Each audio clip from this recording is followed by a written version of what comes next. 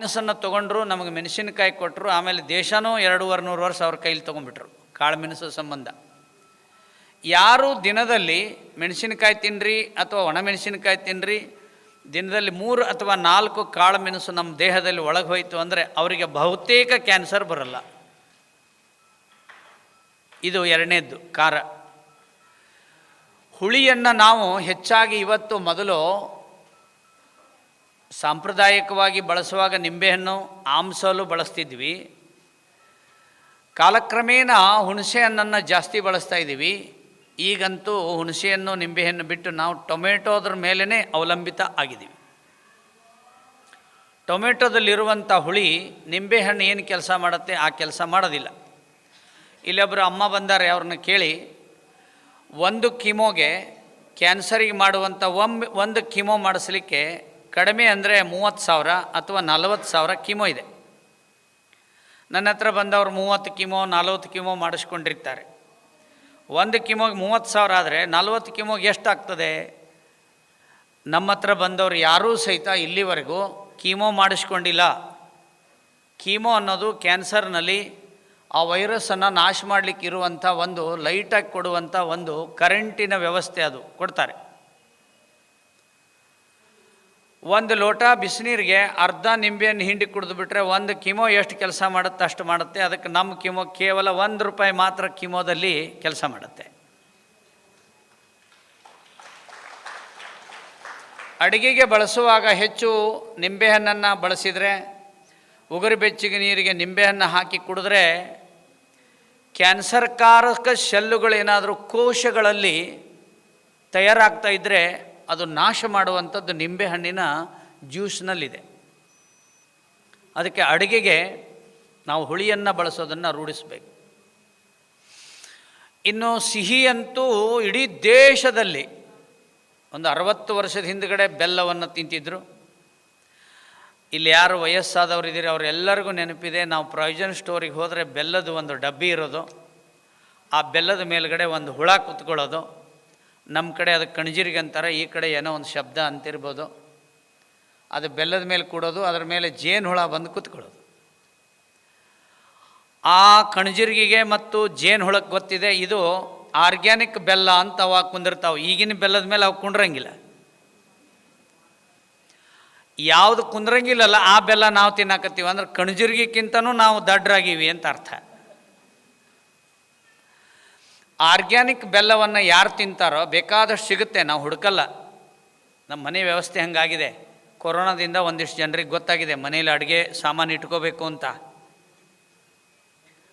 ನಮ್ಮ ಅಡುಗೆಗೆ ನಾವು 90 ಭಾಗ 80 ಭಾಗ ಆರ್ಗ್ಯಾನಿಕ್ ಬೆಲ್ಲವನ್ನು ಬಳಸೋದನ್ನು ರೂಢಿಸಿಕೊಂಡ್ರೆ 4ನೇ ರುಚಿ ಇದು ಭಾಳ ಮುಖ್ಯವಾಗಿರುವಂಥ ವಿಷಯ ಹೇಳ್ತಾ ಇದ್ದೀನಿ. ನಮ್ಮ ಮನೆಯಲ್ಲಿ ಸ್ವಲ್ಪ ಆರ್ಗ್ಯಾನಿಕ್ ಬೆಲ್ಲವನ್ನು ಬಳಸೋದು ಮಾಡಿ ಮತ್ತು ಬೇರೆಯವ್ರಿಗೂ ಹೇಳಿ. 4 ಆದಮೇಲೆ 5ನೇದು ಉಪ್ಪು, ಖಾರ, ಹುಳಿ, ಸಿಹಿ ಆಯಿತು. ಈಗ ಕಹಿ ಮತ್ತು ಒಗರು ಇನ್ನೆರಡು ರುಚಿ ಇದ್ದಾವೆ. ಕಹಿ ತಿನ್ನೋದು ಕಡಿಮೆ ಮಾಡಿದ್ದೀವಿ. ಮೆಂತ್ಯದ ಚಟ್ನಿ ತಿನ್ನೋಲ್ಲ, ಹಾಗಲಕಾಯಿ ತಿನ್ನೋದಿಲ್ಲ, ಮೆಕ್ಕೆಕಾಯಿ ತಿನ್ನೋದಿಲ್ಲ, ಕಹಿ ಸೌತೆಕಾಯಿ ತಿನ್ನೋದಿಲ್ಲ. ಒಟ್ಟು ಕಹಿ ಬಂತು ಅಂದ್ರೆ ಬೇಡ ಅಂತೀವಿ. ಪಾನಿಪುರಿ ಹಂಗೆ ಬೇಕಾದ್ರೆ ಮಾಡಲಿ, ಅವ್ನು ಉಗುರು ತಕ್ಕೊಳ್ಳಿ ಬಿಡಲಿ, ಅದು ಬಲೆ ಖುಷಿ. ಕಹಿ ಆಹಾರವನ್ನು ತಿನ್ಲಿಕ್ಕೆ ರೂಢಿಸ್ಕೊಳ್ಬೇಕು ಮತ್ತು ಒಗರು ಪದಾರ್ಥಗಳನ್ನು ತಿನ್ನಬೇಕು. ಕಂಚಿಕಾಯಿಯನ್ನು, ಹೆರಳೆಕಾಯಿದು ಉಪ್ಪಿನಕಾಯಿ, ಈ ಕಡೆ ಪುಳಿಯೋಗರೆ ಅಂತ ಮಾಡ್ತಾರೆ, ಅದಕ್ಕೆ ಹಾಕುವಂಥ ಐಟಮ್ಗಳು, ಜೀರಿಗೆ, ಮೆಂತ್ಯ, ಇದೆಲ್ಲ ಸೇರಿಸಿರುವಂಥದ್ದನ್ನು ಬಿಟ್ಟು ಈ 6 ರುಚಿಗಳನ್ನು ಯಾರು ಮನೆಯಲ್ಲಿ ಸಾಂಪ್ರದಾಯಿಕವಾಗಿ ಭೋಜನ ಮಾಡೋದಕ್ಕೆ ಬಳಸ್ತಾರೆ. ಇದನ್ನು ಯಾಕೆ ಹೇಳಕತ್ತೀನಿ ಅಂದರೆ, ನನ್ನ ಹೆಸರು ಹೊಡೆದ್ರೆ ಒಂದು ಕ್ಯಾನ್ಸರ್ದು ಮಾಹಿತಿ ಅಂತ ಬರುತ್ತೆ. ಇದರ ನೋಡಿರ್ಬೋದು ಭಾಳ ಜನ. ಒಬ್ಬರು ದೂರದವ್ರು ಹೇಳಿದರು, ನಿಮ್ಮ ಹತ್ರ ಬರೋಕ್ಕಾಗಿಲ್ಲರಿ ನಮಗೆ, ಆದರೆ ನೀವು ಉಪ್ಪು, ಖಾರ, ಹುಳಿ, ಸಿಹಿ, ಒಗರು, ಕಹಿ ಏನು ತಿನ್ಬೇಕಂದ್ರೆ ಅದನ್ನು ಅಷ್ಟೇ ತಿಂದಿದ್ದೀವಿ, ನಮ್ಗೆ ಕ್ಯಾನ್ಸರ್ ಗುಣ ಆಗ್ತಾ ಇದೆ ಅಂತ ನನ್ನ ಹತ್ರ ಬಂದು ಭೇಟಿಯಾಗಿ ಹೋದರು ಅವರು. ನಾ ಪ್ರಾರಂಭದಲ್ಲೇ ಹೇಳಿದ್ದೀನಿ, ನಾವು ಬಳಸುವಂಥ ಆಹಾರವೇ ಔಷಧಿಯಾಗಿದೆ, ಆದರೆ ಆ ಔಷಧಿಯಾಗಿರುವ ಆಹಾರ ನಮ್ಮದು ತಪ್ಪಾಗಿದೆ. ಇದ್ರ ಜೊತೆಗೆ ಇನ್ನೆರಡು ಹೇಳ್ತೀನಿ, ನೆನ್ಪಿಟ್ಕೊಳ್ಳಿ. ಅತ್ಯಂತ ವಿಷಕಾರಿ ಮತ್ತು ಕಾಯಿಲೆ ಬೆಳೆಯೋದಕ್ಕೆ ಮುಖ್ಯವಾಗಿರತಕ್ಕಂಥ ಕಾರಣ ಯಾವುದು ಅಂದರೆ ಈ 6 ಬಿಟ್ಟು ಅತಿ ದೊಡ್ಡ ಕಾರಣ ಯಾವುದು ಅಂದರೆ ನಮ್ಮ ಅಡುಗೆಗೆ ಬಳಸುವಂಥ ಅಡುಗೆ ಎಣ್ಣೆ. ಅದು ಬೇರೆ ದೇಶದಿಂದ ಬರುತ್ತೆ. ಬರುವಾಗ ಅದು ಹಡಗಿನಲ್ಲಿ ಬಿಳಿಯಾದ ಹಾಲಿನ ರೂಪದಲ್ಲಿರುತ್ತೆ. ಅದಕ್ಕೆ ಡ್ರಾಪ್ಸ್ ರೆಡಿ ಮಾಡಿದ್ದಾರೆ. 1 kgಗೆ 5-6 ಡ್ರಾಪ್ ಹಿಂಡಿದ ಕೂಡಲೇ ಅದು ಕಡಲೆಕಾಯಿ ಎಣ್ಣೆ ಆಗಿಬಿಡ್ತದೆ. ಆ ವೈಟ್ ಆಯಿಲನ್ನು ತೊಗೊಂಡ ಮೇಲೆ ಟ್ರಕ್ಕಿಗೆ, ಟ್ರ್ಯಾಕ್ಟರ್ಗೆ, ಆಟೋಕ್ಕೆ ಹಾಕಲಿಕ್ಕೂ ಅದನ್ನೇ ತಯಾರು ಮಾಡ್ತಾರೆ. ನಮಗೆ ತಿನ್ಲಿಕ್ಕೆ ಕೊಡೋ ಆಯಿಲನ್ನು ಅದರಿಂದನೇ ತಯಾರು ಮಾಡ್ತಾರೆ. ನಾವು ಶ್ರೀಮಂತರಾಗಿದ್ದು ಸಂಪಾದನೆ ಮಾಡಿ ನಾವು ವಿಷ ತಿಂತೀವಿ ಅಂದರೆ, ನಮ್ಮ ಮಕ್ಕಳಿಗೂ ತಿನ್ನಿಸ್ತಾ ಇದ್ದೀವಿ ಅಂದರೆ, ಇದನ್ನು ಸರಿಪಡಿಸ್ಕೋಬೇಕಾದ್ರೆ ಗಾಣಕ್ಕೆ ಹೋಗಿ ಗಾಣದಲ್ಲಿ ಮುಂದೆ ನಿಂತ್ಕೊಂಡು ಕಡಲೆ ಬೀಜವನ್ನು ತೊಗೊಂಡೋಗಿ ಕೊಟ್ಟು ನೀವೇ ಮಾಡಿಸ್ಕೊಂಡು ಬರ್ರಿ, ಇಲ್ಲಾಂದ್ರೆ ಒಂದು ಪೆಟ್ಟಿಗೆಯನ್ನು ಇಟ್ಕೊಂಡು ನಿಮ್ಮ ಮನೇಲಿ ಅಡುಗೆ ಎಣ್ಣೆ ತಯಾರು ಮಾಡ್ಕೊಳ್ಳಿ, ನಿಮ್ಮ ಆರೋಗ್ಯದಲ್ಲಿ 99% ಸುಧಾರಣೆ ಆಗ್ತದೆ. ಇದರಲ್ಲಿ ಏನೂ ಡೌಟ್ ಇಲ್ಲ. ಇದರ ಜೊತೆಗೆ ಹಾಲೇನು ಬಳಸ್ತಾ ಇದ್ದೀವಲ್ಲ, ಅದು ತಯಾರು ಮಾಡಿದ ಹಾಲು. ಅದರಲ್ಲಿ ಯೂರಿಯಾ ಗೊಬ್ಬರ ಇದೆ, ಶಾಂಪೂ ಇದೆ, ಬೇರೆ ಬೇರೆ ಕೆಮಿಕಲ್ ಇದೆ. ಬಂಧುಗಳೇ, ಒಬ್ಬೊಬ್ಬರ ಮನೆಯಾಗ ಭಾರಿ ಬೆಲೆ ಬಾಳೋ ನಾಯಿ ಇದ್ದಾವೆ, 10 ಕಾರಿದ್ದಾವೆ.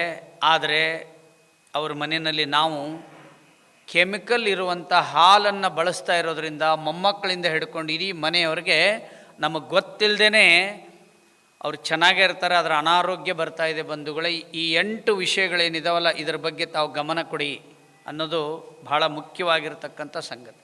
ಇದರ ಜೊತೆಗೆ ಕುಡಿಯುವ ನೀರನ್ನಾದರೂ ತಾಮ್ರ ಪಾತ್ರೆಯಲ್ಲಿ ಇಟ್ಕೊಳ್ಳಿ, ಪ್ಲಾಸ್ಟಿಕ್ಕಲ್ಲಿರೋ ನೀರು ಕುಡಿಬಾರ್ದು. 70ನೇ ಇಸ್ವಿಲಿ ಯಾರಾದರೂ ಪ್ಲಾಸ್ಟಿಕ್ ತಟ್ಟೆಯಲ್ಲಿ ಊಟ ಮಾಡಿದರೆ, ನಮ್ಮೂರಲ್ಲಿ ಏನಂತಿದ್ರು ಅಂದ್ರೆ, ಭಾಳ ಬಡವರು ಅದಾರ ಅವ್ರ ಪಾಪ, ಅದಕ್ಕೆ ಪ್ಲಾಸ್ಟಿಕ್ ತಟ್ಟೆಯಲ್ಲಿ ಊಟ ಮಾಡ್ತಿದ್ರು ಅಂತ. ನನ್ನನ್ನು 5 ಸ್ಟಾರ್ ಹೋಟೆಲಿಗೆ ಒಮ್ಮೆ ಕರ್ಕೊಂಡೋಗಿರ್ತಾರೆ, ಅಲ್ಲೂ ಪ್ಲಾಸ್ಟಿಕ್ ತಾಟಲ್ಲೇ ಊಟ ಮಾಡ್ತಿರ್ತಾರೆ. ಭಾರಿ ಭಾರಿ ಹಣ ಇರೋರೆಲ್ಲರೂ ಪ್ಲಾಸ್ಟಿಕ್ ತಾಟಲ್ಲಿ ಊಟ ಮಾಡ್ತಾ ಇದ್ದಾರೆ ಅಂದರೆ ತುಂಬ ಬಡತನಕ್ಕೆ ಬಂದಿದ್ದಾರೆ ಅಂತ ಅರ್ಥ ಆಗ್ತದೆ. ನೀರನ್ನಾದರೂ ತಾಮ್ರ ಪಾತ್ರೆಯಲ್ಲಿ ಇಟ್ಕೊಳ್ಳಿ, ಆ ನೀರಿಗೆ ಒಂದು 5-6 ತುಳಸಿ ದಳ ಹಾಕಿಡಿ, ಆ ನೀರು ಅಮೃತ ಸಮಾನ ಆಗ್ತದೆ. ಆ ನೀರಿನಲ್ಲಿರೋ ಎಲ್ಲ ಬ್ಯಾಕ್ಟೀರಿಯಾಗಳು ಹೋಗ್ತದೆ ಅನ್ನೋದು ಸಂಶೋಧನೆಯಿಂದ ಗೊತ್ತಾಗಿದೆ.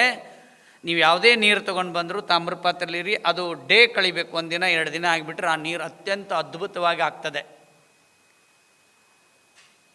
ಆ ನೀರನ್ನು ಶುದ್ಧಿ ಮಾಡಬೇಕಾದ್ರೆ ಈ ಗೋವಿನ ಬೆರಣಿಯಿಂದ ಬಂದಂಥ ಬೂದಿಯನ್ನು ಒಂದು ಚಿಟಿಕೆ ಹಾಕಿ ಆ ನೀರು ಶುದ್ಧಿ ಆಗ್ತದೆ ಅನ್ನೋದು ಸಂಶೋಧನೆಯಿಂದ ಗೊತ್ತಾಗಿದೆ.